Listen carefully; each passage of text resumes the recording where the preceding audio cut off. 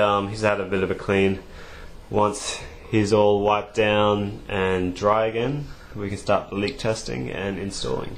At the moment, and to explain, it comes from the radiators into the MOSFET, through to the other MOSFET, across to the north bridge, into the CPU, out through the CPU, into the south bridge, and then onto the tube reducer, and then it just goes off.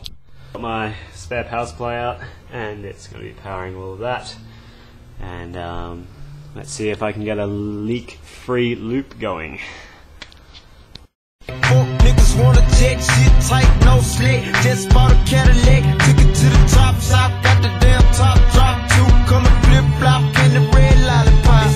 In the parking lot, but I still got my Glock cocked. New money, motherfucker. Don't you see the big knot? Don't you see the big chain? Don't you see the big rims? Wonder who they hating on lately, baby. This him. Candy paint, gated skin seats, call me Dundee. Open your hood, I'm the one that you wanna be. Haters wish they could feel the wood in my 83. Ride with no tits, so the motherfucker know.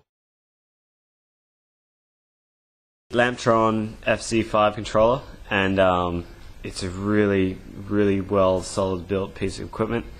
And you've got the jumpers here, so red, green, blue, so you can create multiple different colors just by removing the jumpers, and then you can set your alarms there as well.